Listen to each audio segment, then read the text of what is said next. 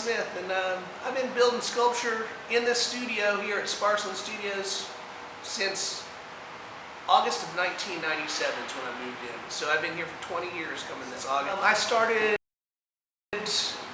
in high school, was my first exposure to working with metal, and I took industrial arts courses and learned how to machine metal and cast aluminum and weld steel and machine on a lathe and end mills and using calipers and micrometers and machines that all had dials. There was no LED technology. This was back in the 80s. I'm 51 years old. I'm a 1966 January model of 1966 of a human being.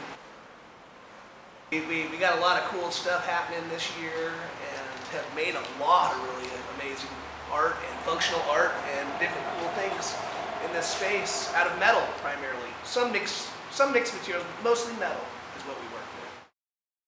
So we have a plasma cutter machine which we'll be looking at and seeing an example of how it works. We have a liquid cooled minoring bandsaw that's over here that we'll be looking at and seeing how that works and how that's used. And then we have two different types of welding machines that are used in this shop. The one that's predominant is called a MIG welder, which is a mechanical inert gas welding, and it's a wire-fed machine. It's like it's like a glue gun is the best way I could express it. That the glue is squirting into the two materials that you're pasting together. And I gotta say one thing, that welding and the fabrication of materials together, the words that are used are the same as sewing. So we are stitching, we are tacking, we are laying out, we are using patterns, and we can look at all these different things briefly, because you'll see looking around the studio pictures of like the layouts that I have up here from are the patterns of which we're following. We're cutting pieces of material, the steel, and we're welding it together, kind of like sewing it together with the metal. So it's very much the same process, especially when you're working with volumes, and we do a lot of volumes, and so we have to make patterns out of using paper and tar or cardboard or wood, so we can make these shapes that are going to create the objects.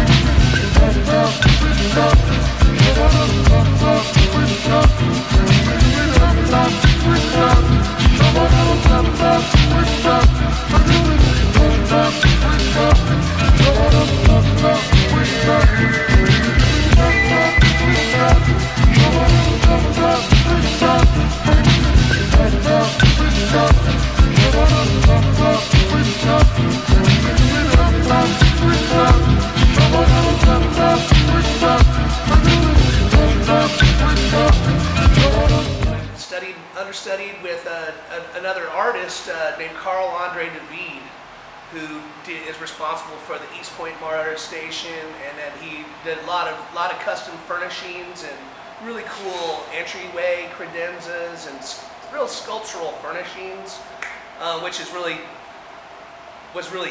great part of like, oh man, I'm out of art school and I'm actually building something that's artistic. I was actually building art, because it wasn't just an artistic discipline that was learned, it was also a technical discipline on mechanical fastening, making pieces go together.